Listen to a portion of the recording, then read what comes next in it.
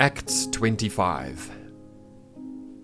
3 days after Festus arrived in Caesarea to take over his new responsibilities, he left for Jerusalem, where the leading priests and other Jewish leaders met with him and made their accusations against Paul. They asked Festus as a favor to transfer Paul to Jerusalem, planning to ambush and kill him on the way. But Festus replied that Paul was at Caesarea and he himself would be returning there soon. So he said, "Those of you in authority can return with me.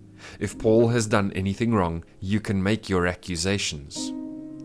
About 8 or 10 days later, Festus returned to Caesarea, and on the following day he took his seat in court and ordered that Paul be brought in. When Paul arrived, the Jewish leaders from Jerusalem gathered around and made many serious accusations they couldn't prove. Paul denied the charges. "I am not guilty of any crime against the Jewish laws or the temple or the Roman government," he said. Then Festus, wanting to please the Jews, asked him, "Are you willing to go to Jerusalem and stand trial before me there?" But Paul replied, "No, this is the official Roman court, so I ought to be tried right here. You know very well I am not guilty of harming the Jews. If I have done something worthy of death, I don't refuse to die.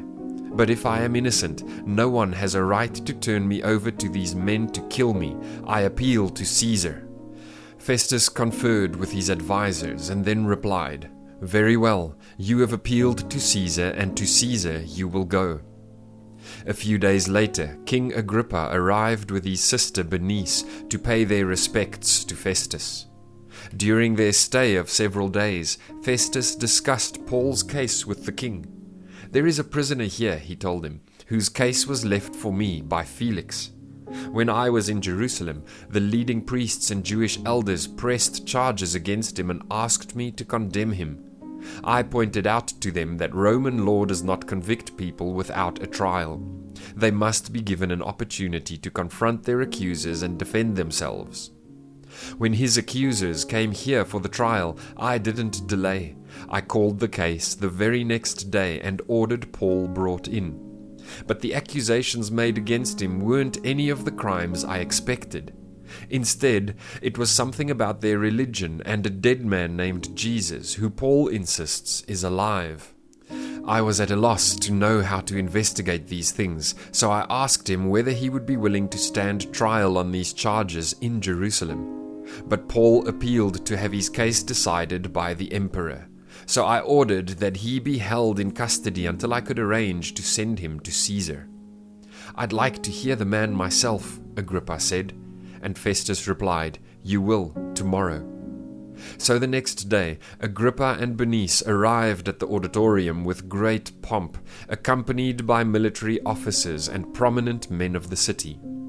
Festus ordered that Paul be brought in. Then Festus said, "King Agrippa and all who are here, this is the man whose death is demanded by all the Jews, both here and in Jerusalem. But in my opinion he has done nothing deserving death. However, since he appealed his case to the emperor, I have decided to send him to Rome. But what shall I write the emperor? For there is no clear charge against him. So I have brought him before all of you, and especially you, King Agrippa, so that after we examine him, I might have something to write. For it makes no sense to send a prisoner to the emperor without specifying the charges against him."